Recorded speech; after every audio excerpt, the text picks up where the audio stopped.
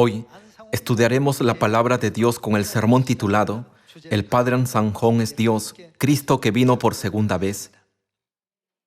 Cuando decimos que el Señor Ansanjón es Dios y el Cristo que vino a esta tierra por segunda vez, muchas personas nos dicen: Él nació en la tierra como nosotros. ¿Cómo pueden decir que Él es Dios? En la actualidad, muchas personas del mundo hacen la misma pregunta que los fariseos, los escribas y los judíos de hace 2000 años. Entonces, ¿no deberíamos estar listos y preparados para testificar que Cristo Ansanjón es Dios?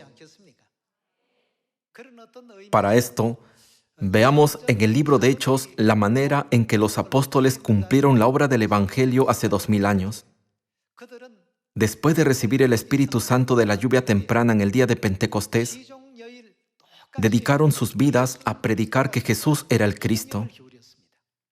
En ese entonces, las personas veían a Jesús simplemente como el hijo de María y José, un carpintero de Nazaret.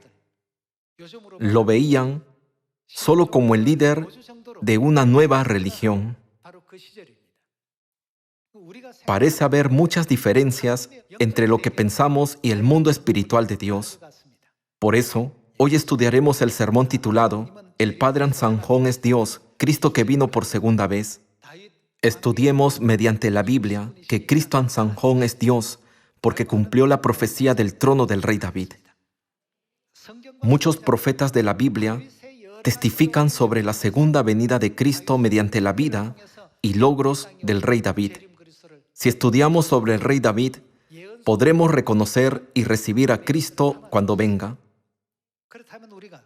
Si no comprendemos que Cristo Ansanjón es Dios, que ha venido a la tierra en esta época para cumplir la profecía del rey David, no podremos decir con confianza: Él es Dios porque ha cumplido la profecía de David, ¿cierto? Hoy, veamos el libro de Apocalipsis, capítulo 5, para entender esto. En Apocalipsis, capítulo 5, versículo 1 está escrito: Y vi en la mano derecha del que estaba sentado en el trono un libro escrito por dentro y por fuera, sellado con 7 sellos. Y vi a un ángel fuerte que pregonaba a gran voz: ¿Quién es digno de abrir el libro y desatar sus sellos? Y ninguno, ni en el cielo, ni en la tierra, ni debajo de la tierra, podía abrir el libro ni aún mirarlo. Y lloraba yo mucho porque no se había hallado a ninguno digno de abrir el libro, ni de leerlo, ni de mirarlo. El libro que se menciona aquí es la Biblia, ¿no es así? Nadie podía abrir el libro, ni leerlo, ni mirarlo. Significa que nadie podía interpretar la Biblia que había sido sellada. ¿No es por eso que está escrito que ninguno es digno de abrir el libro, ni de leerlo, ni de mirarlo? Debido a esta situación, el apóstol Juan estaba sumamente desesperado y lloraba.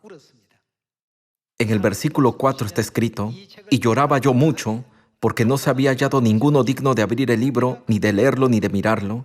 Y uno de los ancianos me dijo: No llores. He aquí que el león de la tribu de Judá. ¿Quién es el león de la tribu de Judá? La raíz de David. Ha vencido para abrir el libro y desatar sus 7 sellos. No hay nadie que pueda abrir o mirar dentro del libro, excepto la raíz de David. Solo Él puede hacer esto.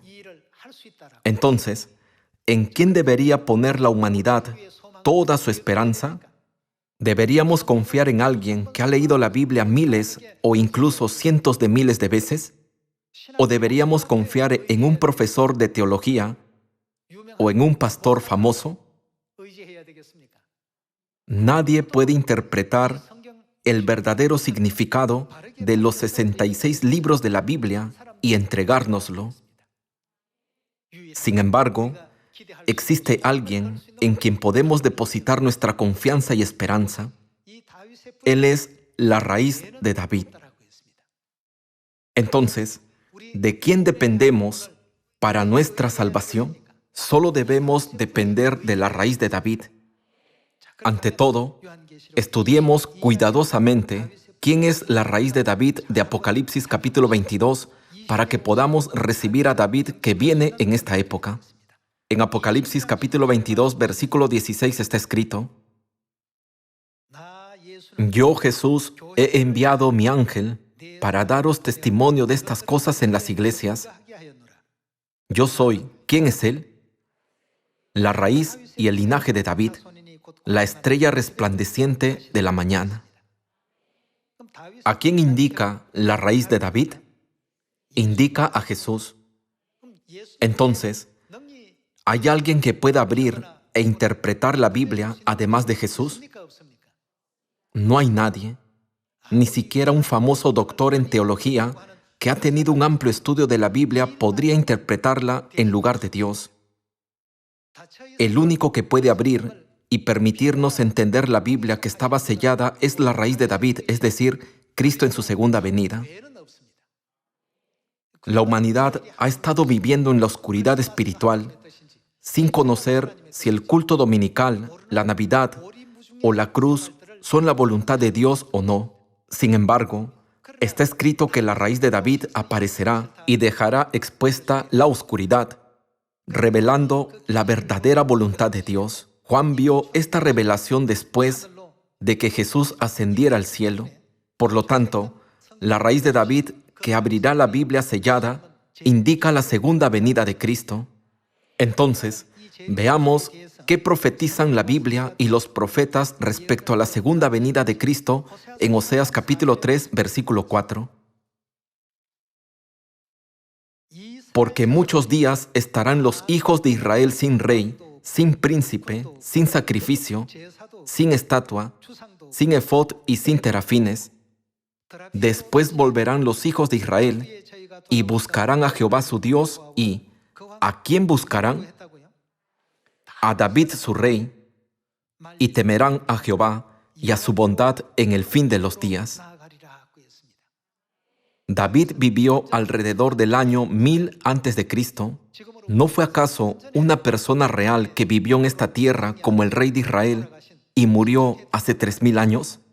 Sin embargo, la Biblia dice, temerán a David en el fin de los días. Por eso, David en ese versículo no se refiere al David físico, sino al David espiritual, Jesús en su segunda venida, que aparece en Apocalipsis capítulo 22, versículo 16. La Biblia dice, temerán a Jesús, que viene por segunda vez, y a su bondad en el fin de los días. Entonces, debemos tener un conocimiento básico sobre las profecías escondidas en la vida del rey David para entender cómo viene Cristo por segunda vez a esta tierra. En 2 de Samuel capítulo 5 versículo 4 está escrito: Era David de 30 años cuando comenzó a reinar y reinó 40 años. Aquí, comenzó a reinar significa que David se convirtió en rey. Fue ungido a la edad de 30 años. ¿Cuánto duró su reinado? Está escrito que reinó 40 años. Estos hechos fundamentales sobre el rey David nos permiten comprender los puntos proféticos que se conectan con Jesús, quien ha venido a esta tierra en el nombre de David en los últimos días. Entendamos la primera y la segunda venida de Jesús a través de la vida de David. En Lucas capítulo 3, versículo 21 está escrito: Aconteció que cuando todo el pueblo se bautizaba, también Jesús fue bautizado, y orando el cielo se abrió, y descendió el Espíritu Santo sobre él en forma corporal, como paloma, y vino una voz del cielo que decía: Tú eres mi Hijo amado, en ti tengo complacencia. Jesús mismo al comenzar su ministerio era como de 30 años. ¿Qué edad tenía Jesús cuando se bautizó y comenzó su ministerio del Evangelio? Era como de 30 años. De acuerdo a 2 de Samuel capítulo 5, ¿qué edad tenía David cuando se convirtió en rey? Está escrito que empezó a reinar cuando tenía 30 años. Jesús se pudo haber bautizado a los 20 o incluso a los 10 años. Podía hacerlo a cualquier edad. Sin embargo, se bautizó a los 30 años. Este es el punto profético que confirma que Jesucristo vino a la tierra en el nombre de David. El bautismo significa ser ungido espiritualmente. En el Antiguo Testamento, para que uno se convirtiera en rey, tenía que ser ungido. Jesús fue ungido espiritualmente cuando se bautizó a la edad de 30 años. Entonces, para cumplir la profecía del trono de David, debería haber predicado el Evangelio del Reino por 40 años. Sin embargo, no lo hizo. Entonces, ¿cuántos años predicó el Evangelio del Reino? En Lucas capítulo 13, versículo 6 está escrito: dijo también esta parábola: tenía un hombre una higuera plantada en su viña, y vino a buscar fruto en ella, y no lo halló. Y dijo al viñador: he aquí, ¿hace cuántos años? Hace 3 años que vengo a buscar fruto en esta higuera, y no lo hallo. Córtala. ¿Para qué inutiliza también la tierra? Aquí, la higuera representa a la nación de Israel. Al comparar al pueblo de Israel con los higos, Jesús nos hizo saber que predicaría el Evangelio solo por 3 años. David se convirtió en rey a la edad de 30 años y Jesús se bautizó a los 30 años. David gobernó el reino físico por 40 años, pero Jesucristo, profetizado como el rey David, predicó el Evangelio del reino solo por 3 años. ¿Por qué sucedió eso? Aquí hay un secreto muy importante. Entonces, veamos Lucas capítulo 12, versículo 49 para entender que Cristo vendría a esta tierra en la carne para cumplir los 37 años restantes.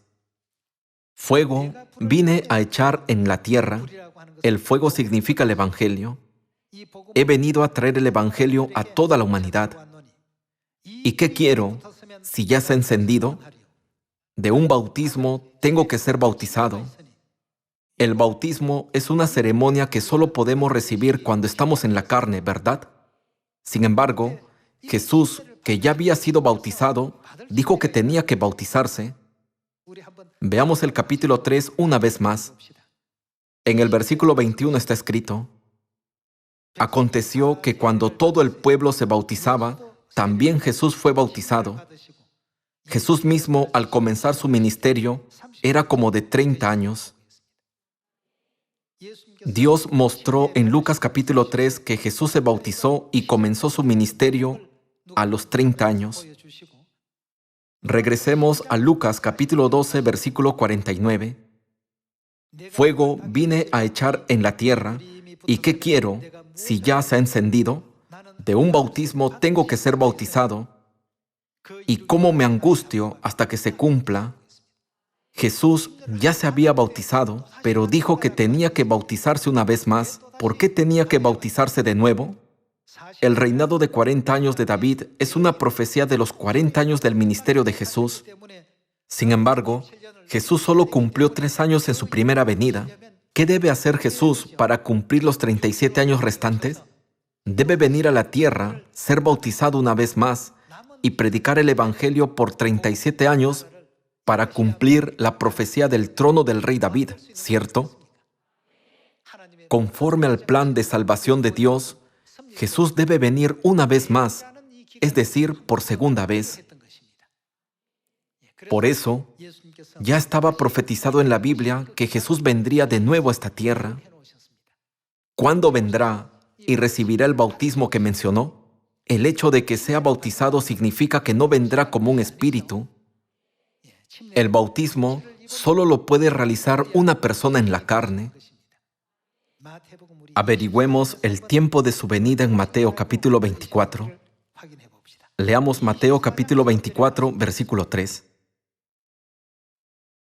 Y estando él sentado en el monte de los olivos, los discípulos se le acercaron aparte diciendo: dinos, ¿cuándo serán estas cosas?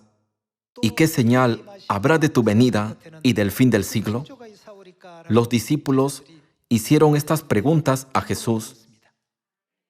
Le preguntaron acerca de la señal de su venida, es decir, sobre su segunda venida y sobre la señal del fin del siglo. Jesús explicó sobre su segunda venida en el versículo 32. De la higuera aprended la parábola.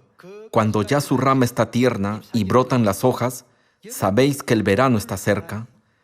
Así también vosotros, cuando veáis todas estas cosas, conoced que está cerca a las puertas. ¿Cuándo vendrá? ¿Será en 10 o en 20 años? Cuando los discípulos tenían curiosidad sobre la segunda venida de Jesús y le preguntaron, Él les explicó la parábola de la higuera diciendo que esa era la señal de su segunda venida y del fin del siglo. Está a las puertas significa que estará listo para que lo recibamos en cuanto se abran las puertas. Entonces, ¿qué significa y cuándo sucederá? Nuestro Dios verdadero dijo que vendría cuando la rama de la higuera esté tierna y broten sus hojas. Cuando comprendamos correctamente esta parábola, no seremos engañados, aunque algunos digan, mirad, aquí está el Cristo, o mirad, allí está. Por el contrario, recibiremos sin falta al verdadero Cristo. Para recibirlo, necesitamos estudiar sobre la higuera. La higuera representa a la nación de Israel o a su pueblo. Como bien saben, Jerusalén, la capital de Israel, fue sitiada por el general romano Vespasiano alrededor del año 68 después de Cristo. Este fue el primer asedio contra Jerusalén. No es por eso que Jesús una vez maldijo una higuera a un lado del camino para hacernos saber que Israel sería destruido. Jesús dijo, nunca jamás coma nadie fruto de ti. Cuando sus discípulos vieron la higuera que Jesús había maldecido a la mañana siguiente, ésta se había secado. ¿Por qué está escrito esto en los 4 evangelios de la Biblia? Aquellos que no saben la razón por la que Jesús maldijo la higuera preguntan, ¿por qué Jesús maldijo la higuera si la Biblia dice que no era tiempo de higos? Al permitir que esto sucediera, Jesús enseñó a sus discípulos una lección práctica sobre el futuro de Israel mediante la higuera. Jesús también les hizo saber a través de una profecía directa que Jerusalén sería atacada por otra nación. Pero cuando viereis a Jerusalén rodeada de ejércitos, huid rápidamente de la ciudad sin dudarlo. El general Vespasiano comandó el ejército romano y sitió Jerusalén. Mientras tanto, el emperador romano Nerón incendiaba Roma.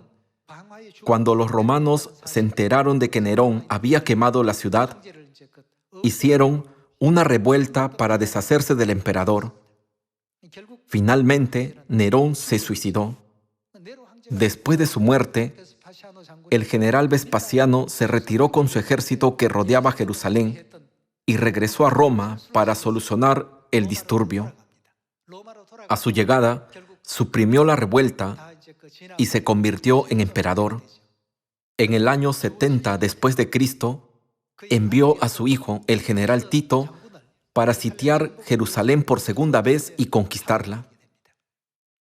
Los que prestaron atención a la profecía de Jesús entendieron que cuando Roma se había retirado, era el momento de huir, según lo dicho por Jesús. Así, huyeron a una ciudad lejana llamada Pella, y ninguno de ellos fue asesinado. No obstante, los que no creyeron en Jesús y se quedaron en la ciudad pensaban, no importa lo poderosa que sea Roma, su ejército no pudo superar la resistencia del ejército de Israel y retiraron sus tropas. Es por eso que se quedaron en la ciudad, y los que creyeron en la profecía de Jesús huyeron a Pella.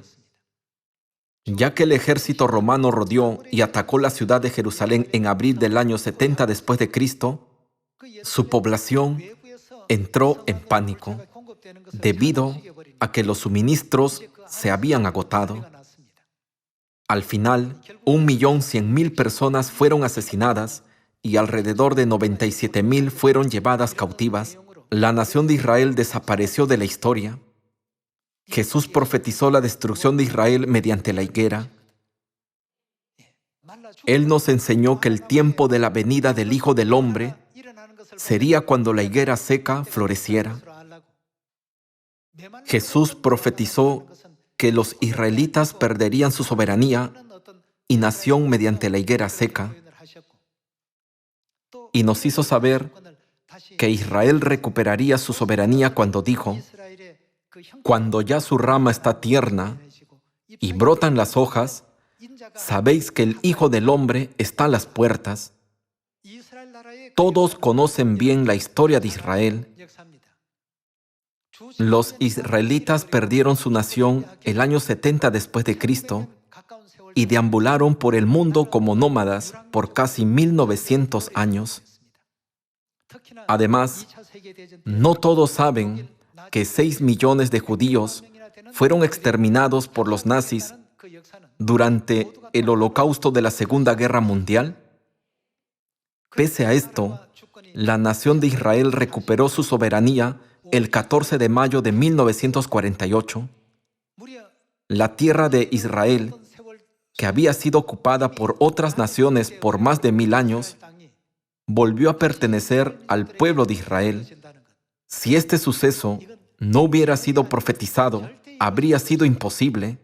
Por ejemplo, en la antigua Corea había un rey llamado Gwanggaeto el Grande que gobernó Manchuria, que pertenece a China. ¿Qué sucedería si Corea pidiera a China que le devuelva Manchuria? Nunca se lo regresaría. Lo que no está profetizado nunca sucederá. ¿Quién debe aparecer cuando Israel se restaure? Cristo en su segunda venida, el rey David, vendrá cuando Israel se restaure. Por tanto, cuando Israel recupere su soberanía, Cristo vendrá por segunda vez, será bautizado y abrirá las puertas del Evangelio. Jesús dijo: cuando ya su rama esté tierna y broten las hojas, será la señal para reconocerme cuando venga a esta tierra por segunda vez y se inicie el Evangelio. En Apocalipsis capítulo 3, Dios dijo: yo estoy a la puerta y llamo. Si alguno oye mi voz y abre la puerta, entraré a él y cenaré con él y él conmigo. El año en que la puerta se abrió fue 1948. Cuando la rama de la higuera estaba tierna y brotaron sus hojas. Ese tiempo fue cuando el David profético vino por segunda vez. Nadie puede llegar a ser el Cristo que viene por segunda vez por tan solo proclamar ser el rey David. ¿No debería haber una señal con la cual podamos reconocerlo? Hermanos, ¿no estamos proclamando que el Padre Sanjón es Dios sin ninguna evidencia? ¿No debería haber testimonios de la Biblia y de los profetas? Ya que Jesús hizo la obra del Evangelio solo por 3 años en su primera venida, debe cumplir los 37 años restantes en su segunda venida. ¿A qué año llegamos si añadimos 37 años a 1948? ¿No sería el año 1985? ¿Qué sucedió en 1985? Veamos en Miqueas capítulo 4, versículo 1. Acontecerá en los postreros tiempos que el monte de la casa de Jehová será establecido por cabecera de montes y más alto que los collados, y correrán a él los pueblos. Vendrán muchas naciones y dirán: venid y subamos al monte de Jehová y a la casa del Dios de Jacob, y nos enseñará en sus caminos, y andaremos por sus veredas, porque de Sión saldrá la ley, y de Jerusalén la palabra de Jehová. ¿Qué está profetizado que sucederá en los últimos días? Dios mismo vendrá a esta tierra y proclamará la ley de Sión. Veamos lo que sucederá en los últimos días en el versículo 6. En aquel día, dice Jehová, juntaré la que cojea y recogeré la descarriada y a la que afligí, y pondré a la coja como remanente y a la descarriada como nación robusta, y Jehová reinará sobre ellos en el monte de Sión desde ahora y para siempre. Y tú, oh torre del rebaño, fortaleza de la hija de Sión, hasta ti vendrá el señorío primero, el reino de la hija de Jerusalén. Ahora, ¿por qué gritas tanto? ¿No hay rey en ti? ¿A quién no tenemos? El rey de Sión, rey de reyes. Él es nuestro Dios. Pereció tu consejero. En Isaías capítulo 9, versículo 6 está escrito: porque un niño nos es nacido, hijo nos es dado, y el principado sobre su hombro, y se llamará su nombre. ¿Cómo será llamado? Admirable, consejero, Dios fuerte, Padre eterno. Está escrito que Dios, que es el consejero, ha perecido. ¿Dónde sucederá? Sucederá en Sión. Vino a esta tierra en 1918. Fue bautizado en 1948 a la edad de 30 años de acuerdo con la profecía y ascendió al cielo en 1985, después de haber completado los 37 años restantes de la profecía del trono de David. Está escrito: no hay rey en ti, pereció tu consejero. El diario Religión Semanal publicó un artículo de una entrevista con el Padre 4 años antes de su ascensión. El Padre explicó: Jesús en su segunda venida debe fallecer después de completar 37 años y predicar el Evangelio según el trono de David. Necesitamos estudiar esta asombrosa profecía sobre el Padre. No cualquiera que se haya bautizado en 1948 puede ser el David profético. Hay roles y obras que solo David puede llevar a cabo. Dios le confió solo a David el pacto eterno. Por tanto, nadie, excepto David, puede traer el pacto eterno. Este pacto eterno es el nuevo pacto que conocemos bien, ¿cierto? Entonces, dado que Él dirigió el Evangelio del Reino al predicar el nuevo pacto durante 3 años en su primera venida, también tuvo que guiar el Evangelio del Reino al predicar la ley del nuevo pacto durante los 37 años restantes en su segunda venida. Cristo Ahnsahnghong es el único que completó la obra del Evangelio de 37 años desde 1948 hasta 1985 y ascendió al cielo. ¿Quién proclamó el nuevo pacto y lo trajo de regreso a esta tierra? ¿Quién restauró el día de reposo, la Pascua y las 7 fiestas de 3 tiempos del nuevo pacto para las personas de esta época? Solo nuestro Padre Celestial, Cristo Ahnsahnghong.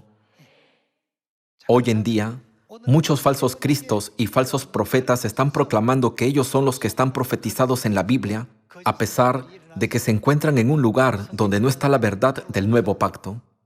Aunque insistan 10 o cientos de veces, nunca podrán ser Jesús en su segunda venida. Debido a que no son Cristo en su segunda venida, no guardan la Pascua ni el día de reposo. Aunque aseguran serlo, siguen guardando el culto dominical y la Navidad. Veamos las palabras de Dios en Ezequiel capítulo 37. El libro de Ezequiel se escribió aproximadamente 400 años después de la muerte del rey David físico. En el versículo 24 está escrito: Mi siervo David será rey sobre ellos, y todos ellos tendrán un solo pastor, y andarán en mis preceptos, y mis estatutos guardarán y los pondrán por obra. Está escrito que el rebaño que guíe David guardará las leyes y estatutos de Dios. Entonces, este rebaño seguía las leyes y estatutos de Dios antes de que David apareciera. Solo después de la aparición de David pudieron finalmente comenzar a observar las leyes de Dios y a guardar sus decretos.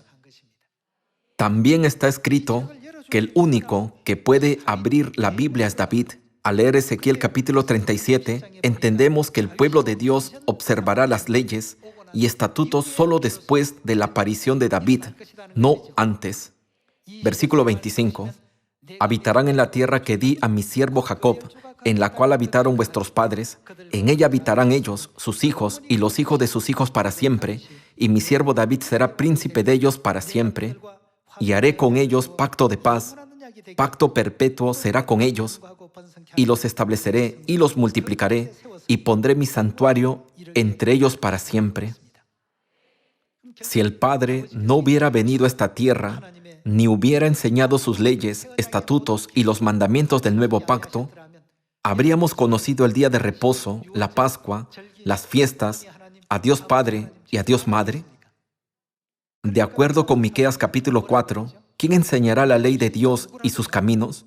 Está escrito: Dios mismo vendrá y nos enseñará en sus caminos en los postreros tiempos. Nunca habríamos conocido ninguna ley del nuevo pacto si Él no hubiera venido. Desde que la Biblia fue sellada, todos lloraron al igual que el apóstol Juan. Nadie en el cielo, ni en la tierra, ni debajo de la tierra podía abrir la Biblia. No obstante, nuestro Padre Celestial, Cristo Ahnsahnghong, vino a esta tierra, abrió el camino de la verdad y nos dio un completo entendimiento del Evangelio del Nuevo Pacto para que volvamos al reino de los cielos. Nuestro Padre Celestial vino cuando la República de Corea estaba sufriendo de extrema pobreza. Nació en esta tierra cuando Corea estaba bajo la opresión de Japón en la Primera Guerra Mundial. La Guerra de Corea estalló el 25 de junio de 1950, poco después de su bautismo. El resultado de esta guerra de 3 años fue que Corea se volvió económicamente el país más débil del mundo.